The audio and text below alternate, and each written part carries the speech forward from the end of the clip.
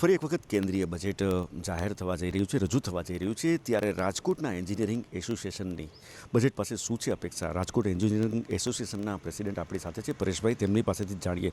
પરેશભાઈ, શું કહેશું? જે પ્રકારે બજેટ ફરી એક વખત આવ્યું છે, આશા અપેક્ષાઓ શું છે એન્જિનિયરિંગ એસોસિએશનની વાત કરીએ તો? આગામી કેન્દ્રીય બજેટમાં રાજકોટ એન્જિનિયરિંગ એસોસિએશન ઘણી બધી અપેક્ષાઓ રાખી રહ્યું છે.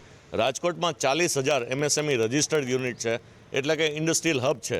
તો ઇન્ડસ્ટ્રીની અપેક્ષાઓ ડાયરેક્ટ ટેક્સ અને ઇનડાયરેક્ટ ટેક્સ બંનેમાં રાહત મળે એ પ્રકારની છે. ડાયરેક્ટ ટેક્સની આપણે વાત કરીએ તો ઇન્કમ ટેક્સના સ્લેબ અત્યારે જે છે એ ઘણા ઊંચા છે. ઇન્કમ ટેક્સમાં રાહત આપવી ખૂબ જ જરૂરી છે. જો પ્રાઇવેટ લિમિટેડ કે લિમિટેડ કંપની હોય તો એમાં એક વખત કંપની ઇન્કમ ટેક્સ ભરી દે, ત્યાર પછી ડિવિડન્ડ સ્વરૂપે જ્યારે ટેક્સ શેર હોલ્ડરને ડિવિડન્ડ આપવામાં આવે છે તો એને પણ ટેક્સેબલ ઇન્કમ ગણીને 10, 20 કે 30% દરે ઇન્કમ ટેક્સ ઉઘરાવવામાં આવે છે. તદુપરાંત જો ઇન્કમ 50 લાખ ઉપર, 1 કરોડ ઉપર કે 2 કરોડ ઉપર જાય તો અનુક્રમે 10%, 20% કે 37% સુધીનો સરચાર્જ લેવામાં આવે છે. આમ જોવા જઈએ તો કુલ મિલાવીને 57% જેટલો ઇન્કમ ટેક્સ લાગી જાય છે, જે દર ખૂબ જ ગેરવ્યાજબી છે, વધારે પડતો છે અને ડબલ ટેક્સેશનની કેટેગરીમાં મૂકી શકાય એવો છે. અગાઉ રજૂઆત ખૂબ કરેલી ત્યારે ડિવિડન્ડ ડિસ્ટ્રીબ્યુશન ટેક્સ સરકારે નાબૂદ કરેલ, પણ એની જગ્યાએ ટેક્સની જે ડિવિડન્ડની ઇન્કમ થાય છે એ ટેક્સેબલ ઇન્કમ ગણી લેવામાં આવે છે અને ઇન્ડિવિજ્યુઅલ પાસેથી ટેક્સ લેવામાં આવે છે. તો આમાં કોઈ રાહત સરકારે આપેલ નથી. તો આગામી બજેટમાં આ બાબતે સરકાર વિચારે એવું મારું માનવું છે. શું કહેશે? વધુ એક ઉદ્યોગકાર આપણી સાથે છે, તેમની પાસેથી જાણીએ. શું કહેશું? બજેટ આવી રહ્યું છે, કેન્દ્રીય બજેટને પાસે ઘણી બધી આશા અપેક્ષાઓ હોય છે ઉદ્યોગને. આજે આગામી કેન્દ્રીય બજેટ આવી રહ્યું છે, જેમાં નિર્મલા સીતારામન પાસે ખાસ કરીને એમએસએમઈ યુનિટો ભારત સરકાર કહો કે ગુજરાત સરકાર કહો, ગમે એનું બેકબોન સમાન કહેવાય છે. હવે બેકબોન ઇન્ડસ્ટ્રીઝ હોય એને વધુને વધુ લાભ મળે. ખાસ કરીને જે કોવિડ-19ની સિચ્યુએશન પછી એમએસએમઈને એક એક્સપોર્ટ કરવાનો ચાન્સ મળ્યો છે, કેમ કે ચાઇના જે પાસેથી જે વિશ્વ ખરીદી કરતું હતું, જે ઇન્ડિયા ઉપર ભાર આવ્યો છે. ચાઇના બંધ થયું, ઇન્ડિયા પર આવ્યું. એમએસએમઈ યુનિટો વધારે છે, ખાસ કરીને કાસ્ટિંગ યુનિટ છે, ફોર્જિંગ યુનિટ છે, ડીઝલ એન્જિન યુનિટો છે. એ બધાને જે હાલમાં બૂસ્ટ મળે એના માટે એક એક્સપોર્ટ ઉપર એક્સપોર્ટ ડ્યુટી નાખવામાં આવી છે 1% જેવી, એક તાત્કાલિક રૂપથી દૂર કરવામાં આવે. બીજી વસ્તુ એ છે કે એમએસએમઈ યુનિટોને બૂસ્ટ આપવું હોય તો હાલમાં એમએસએમઈ યુનિટોને પહેલાં જે એક્સપોર્ટ ઉપરના બેનિફિટ મળતા એ 4 થી 5% સુધીના મળતા હતા. એ હાલમાં સરકારે પહેલાં 0 કરી નાખેલા હતા. હાલમાં 1%, 2% સુધી આપે છે. એ પૂર્વવત 4 થી 5% મળે તો એમએસએમઈ યુનિટોને ઘણો ફાયદો થાય અને એ ફાયદા એમએસએમઈ યુનિટની સાથે સાથે એક્સપોર્ટ વધશે તો ફોરેન રેવન્યુ છે એ ગવર્મેન્ટને વધશે, તો એનાથી ગવર્મેન્ટને પણ ફાયદો છે. શું કહેશે? સરકારને પણ ફાયદો થઈ શકે છે. પરેશભાઈ, શું કહેશો? રાજકોટની અંદર એક સાયકલના બેરિંગથી માંડી અને પ્લેનના પણ પાર્ટ બને છે. ઉદ્યોગોનો હબ રાજકોટને ગણવામાં આવે છે. વધુને વધુ ઉદ્યોગો વિકસે તે માટે શું કરવું જોઈએ? રાજકોટ ઇન્ડસ્ટ્રીયલ હબ છે, એમાં મુખ્યત્વે ઓટો પાર્ટ્સ કહી શકાય. તો ઓટો પાર્ટ્સમાં અત્યારે જીએસટીના રેટ છે એ 28% છે. કમ્પ્લીટ વ્હીકલ લ્યો તમે, કાર, સ્કૂટર કે ટ્રક, કોઈ પણમાં 28% ઓછામાં ઓછો જીએસટીનો દર છે. તદુપરાંત રોડ ટેક્સ લાગે છે, આરટીઓ ટેક્સ લાગે છે અને કોર્પોરેશનની હદમાં હોય તો કોર્પોરેશન ટેક્સ પણ લાગે છે. આમ જોવા જઈએ તો ઓટો પાર્ટ્સ કે ઓટોમોબાઈલ પર ખૂબ જ ઊંચો રેટ લેવામાં આવે છે. એટલે કે 10 લાખનું જો વ્હીકલ બેઝિક કોસ્ટનું હોય તો ઓછામાં ઓછું કસ્ટમરને એ 16 લાખનું પડે છે. તો અમારી અપેક્ષા એ છે કે રાજકોટના ઓટો પાર્ટ્સ ઇન્ડસ્ટ્રીને બૂસ્ટ મળે એટલા માટેથી જીએસટીના રેટ ઘટાડવા જરૂરી છે. રિસેન્ટલી વાત કરું તો હમણાં સબમર્સિબલ પંપ કે જે મુખ્યત્વે ખેતી ઉપયોગી છે, ખેડૂત લોકો એનો ઉપયોગ કરતા હોય છે, એમાં જીએસટી 12% હતો, એ વધારીને 18% કરી દેવામાં આવ્યો છે. તો એ પુનઃ 12% કરવામાં આવે એવી અમારી અપેક્ષા છે, જેથી રાજકોટની ઇન્ડસ્ટ્રીને ફાયદો થાય. ખાસ કરીને એમએસએમઈની આપણે વાત કરી છે. એમએસએમઈ જે ઉદ્યોગો છે, લઘુ ઉદ્યોગો છે, મીડિયમ છે, તેમને વધુ બૂસ્ટઅપ કરવા હોય તો શું કરવું જોઈએ સરકારે? એમએસએમઈ યુનિટો, માઇક્રો, મીડિયમ કે લઘુ ઉદ્યોગો છે, જો એને બૂસ્ટ કરવો હોય તો ગવર્મેન્ટ તરફથી હાલમાં જે સબસિડીઝ આપવામાં આવે છે, જેનો રેટ બહુ ઓછો નાખવામાં આવેલો છે. સમજી લો કે કોઈને પોતાની ક્વોલિટી ઇમ્પ્રૂવ કરવી છે તો ક્વોલિટી ઉપર જે પહેલાં સબસિડીઝ આપવામાં આવતી જે ઇન્ડસ્ટ્રીમાં 15% લઈને 25% સુધીની આપવામાં આવતી હતી જે હાલમાં 5% 10% જેવી કરી નાખવામાં આવી છે ખાસ કરીને લોકો રાજકોટની અંદર હોય કે લોધિકા કે જે મોટી મોટી જીઆઈડીસીસ છે એમાં બહુ જ ઓછો રેટ કરી નાખવામાં આવે છે પૂર્વ 15%થી 25% કરવામાં આવે તો બેનિફિટ મશીનરીઝમાં લે અને ખાસ કરીને જે મોદી સરકારે જે આપણે સ્કીમ આપેલી હતી મુદ્રા લોનની જે બહુ જ ઓછી ઇન્ડસ્ટ્રીઝનો લાભ મળે છે તો બેંક ગવર્મેન્ટ કંઈ એવી એક સિસ્ટમ કરે કે એનો વધુમાં વધુ લાભ નાના ઉદ્યોગોને મળે તો એને બૂસ્ટ મળી શકે એમ છે. તો પરેશભાઈ શું કહેશો 8 વર્ષથી મોદી સરકાર છે કેન્દ્રની અંદર છે બજેટ રજૂ કરે છે 8 વર્ષની ફલશ્રુતિ શું છે અને શું અપેક્ષા છે? 8 વર્ષમાં ટેક્સેશનમાં ક્યાંય રાહત મળી હોય એવું તો જાણમાં નથી પણ એક ખૂબ મોટી વાત કરું તો 8 વર્ષ પહેલાં આપણી ઇન્કમ ટેક્સની ઇન્કમ લગભગ 22% જેવી હતી અને આપણે interest burden government of India ઉપર 10% આસપાસ હતું જે લાસ્ટ બજેટમાં આપણે જોયું હશે કે ટોટલ ઇન્ડિયાની ઇન્કમ ટેક્સની ઇન્કમ 14% જેટલી છે અને ઇન્ટરેસ્ટ બર્ડન 20% થયું છે. તો આ 8 વર્ષમાં સરકારે બોરોઈંગ વધાર્યું છે એટલે કે ખૂબ જ વધારે ઇન્ટરેસ્ટથી ઋણ લીધું છે. આગામી દિવસોમાં જો આ જ રીતે ચાલુ રહેશે તો આવનારી પેઢી જે ઇન્કમ ટેક્સ કે જીએસટી સ્વરૂપે સરકારને ટેક્સ આપશે એ ફક્ત ઇન્ટરેસ્ટ બર્ડનમાં દબાઈ જશું. હવે સરકારે એવું વિચારવાની જરૂર છે કે ઇન્ટરેસ્ટ બર્ડનમાંથી કેવી રીતે બહાર આવવું જેથી આપણી પરિસ્થિતિ પાડોશી દેશો જેવી ન થાય અને આપણો આખો દેશ ઇન્ડિયા સધર બને એવું આપણે વિચારવું જોઈએ. ચોક્કસ આપની પાસેથી જાણવા માગું છું 8 વર્ષના જે બજેટો રજૂ કરવામાં આવે છે અગાઉ 8 બજેટ રજૂ થઈ ગયા છે ફરી એક વખત બજેટ આવ્યું છે 8 વર્ષનું મૂલ્યાંકન અને આ વખતેનું શું અપેક્ષા? છેલ્લા 8 વર્ષમાં જે સરકાર દ્વારા અલગ અલગ જે સબસિડીઝ કે બીજા બેનિફિટના નામે જે વધારાના જે લાગણી કરવામાં આવે છે એ ખોટી જે વધારાની લાગણી છે એ ઓછી કરવામાં આવે એ સાચી જગ્યાએ જે સબસિડીઝ આપવાની છે જેમ કે કોઈ નાનો વ્યક્તિ હોય તો એ બીજી કે વિચારવાની જગ્યાએ પોતાના ઘરને કેમ સરળતાથી ચલાવી શકે કેમ ઓછા ખર્ચમાં પોતાના ઘરનો અનાજ કે કરિયાણું કે કંઈ પણ જે જીવન જરૂરિયાતી વસ્તુઓ છે એ મળી રહે એવું એની આશા હોય છે. તો એની જગ્યાએ જે દિવસે દિવસે મોંઘવારી વધતી જાય છે એ મોંઘવારી કાબૂમાં લેવામાં આવે બીજી લાગણીઓ જે બિનજરૂરિયાત છે કે જેની સબસિડી વધારે આપવામાં આવે છે એ ઓછી કરવામાં આવે અને આ બાબતમાં થોડુંક ગવર્મેન્ટ તરફ ધ્યાન આપવામાં આવે એવી એક આશા રાખી શકીએ. આ વખતના જે બજેટ રજૂ થવાનું છે કઈ રીતના જુઓ છો આપ? અમને એવી આશા છે કે ગવર્મેન્ટ તરફથી કંઈ ને કંઈ પબ્લિકને વધુને વધુ ફાયદો થાય ખાસ કરીને મીડિયમ કે નાના વર્ગની પબ્લિકો જે છે એને વધુમાં વધુ ફાયદો થાય ટેક્સમાં કંઈક રાહત આપવામાં આવે એવી એક આશા રાખીએ છીએ. શું કે ટેક્સમાં રાહતની વાત છે સીધો જ લોકોને કંઈક ફાયદો થાય એ પ્રકારે કેવું બજેટ કરવું જોઈએ સરકારે? તમામ લોકોને ફાયદો થાય એવી એકમાત્ર વસ્તુ છે પેટ્રોલિયમ પ્રોડક્ટ. પેટ્રોલ અને ડીઝલના રેટ જો ઘટાડવામાં આવે આજે પણ એની ઉપર એક્સાઇઝ ડ્યુટી અને વેટ બંને લગાડવામાં આવે છે જો એને જીએસટીના દાયરામાં લેવામાં આવે અને એ પણ 18% સુધી સીમિત રાખવામાં આવે તો દરેક લોકોને એનો સીધો બેનિફિટ મળી શકે. આજે કોઈ પણ વ્યક્તિની વાહન એ જરૂરિયાત છે સ્કૂટર હોય કે કાર હોય એ જરૂરિયાતની વસ્તુ છે કે જે રોજે રોજ ખર્ચના ભાગરૂપે વપરાય છે. એક પેટ્રોલિયમ પ્રોડક્ટમાં રાહત આપે તો પણ ઘણી મોટી રાહત ગણી શકાશે. સરકાર શું લાગે છે અપેક્ષા છે આપશે ખરી? અપેક્ષા તો ખાસ નથી પણ આપણે આશા રાખીએ કે થોડી ઘણી એટલીસ્ટ અમે કરેલી માગણીઓમાંથી 25-50% પણ જો રાહત આપવામાં આવે અથવા અમારી માગણીઓ સ્વીકારવામાં આવે તો દેશ માટે પણ ફાયદો છે પ્રજા માટે પણ ફાયદો છે. તો આ બજેટ પ્રજાલક્ષી આપવામાં આવે નહીં કે ઇલેક્શન લક્ષી. ચોક્કસ તો આ બજેટને પ્રજાલક્ષી કરવામાં આવે નહીં કે ચૂંટણીલક્ષી કરવામાં આવે. રાજકોટ એન્જિનિયરિંગ એસોસિએશનના જે પદાધિકારીઓ છે તેમના દ્વારા પોતાની પ્રતિક્રિયાઓ આપવામાં આવી છે બજેટને લઈને. મોદી સરકારનું 2023 અને 24નું કેન્દ્રીય બજેટ જ્યારે બહાર પડવાનું છે ત્યારે આપણી સાથે છે હીરા સાથે સંકળાયેલા વેપારીઓ તેમની સાથે જ વાત કરીશું. શું માનવું છે કાકા શું બજેટમાં તમારી આશા છે અને કેવું બજેટ હોવું જોઈએ?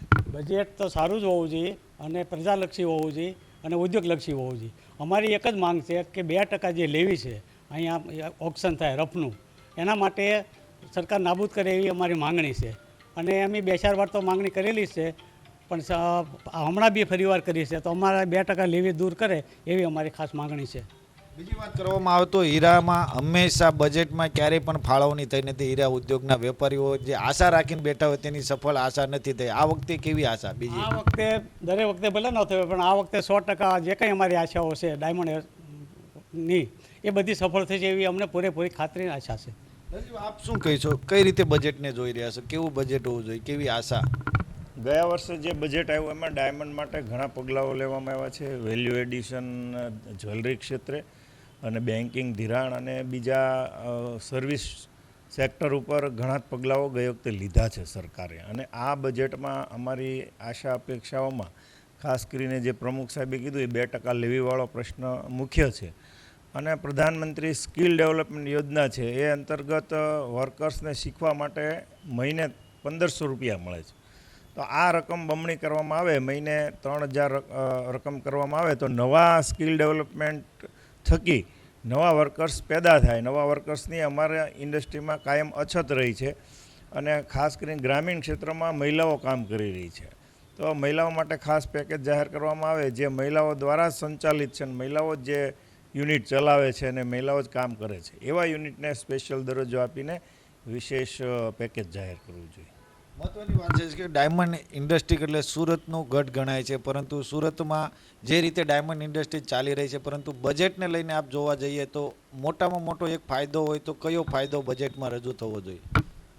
ફાયદામાં બેન્કિંગ, ધિરાણ ક્ષેત્ર છે, વેલ્યુ એડિશન, જ્વેલરી ક્ષેત્રે બહુ વિશાળ તકો રહેલી છે. એટલે વેલ્યુ એડિશન ક્ષેત્રે જે 5% સોના ઉપર ડ્યુટી હોય, 2% સોના ઉપર ડ્યુટી હોય એ બધું દૂર કરીને એમને પ્રોત્સાહિત કરે તો આ એક જ્વેલરીનું હબ બની શકે એમ છે. આપ એક વેપારી તરીકે કાકા શું કહેશો? કેવી આશા, કેવી અપેક્ષા?